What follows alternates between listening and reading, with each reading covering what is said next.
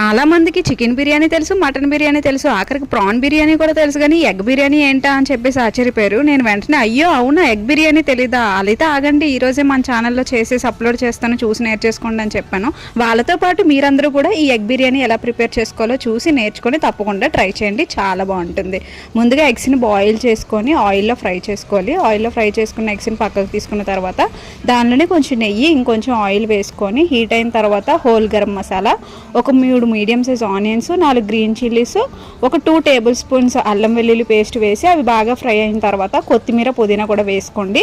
అదంతా ఫ్రై అయిన తర్వాత ఒక 3 మీడియం సైజ్ టమాటాస్ని కట్ చేసి వేసుకుంటే అది బాగా మెత్తగా అవ్వడం కోసం టేస్ట్కి సరిపడా సాల్ట్ వేసి టమాటా అంతా మెత్తగా పేస్ట్ అయిపోయిన తర్వాత టేస్ట్కి సరిపడా కారం, గరం మసాలా పొడి, ధనియా పౌడర్, జీరా పౌడర్ కూడా వేసుకొని ఒకసారి బాగా కలుపుకోండి.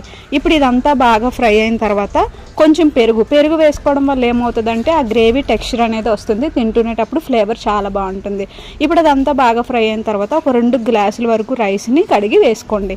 ఇప్పుడు రైస్ కొంచెం సేపు ఫ్రై అయిన తర్వాత 2 గ్లాసుల రైస్కి 4 గ్లాసులు వాటర్ వేసుకొని పైనుంచి కొంచెం కసూరి మేతి అలాగే ఇంకొంచెం నెయ్యి వేసుకొని ఒకసారి బాగా కలిపి మూత పెట్టుకొని కుక్కర్ ఒక 3 విజిల్స్ హై ఫ్లేమ్లో వేయించుకోండి.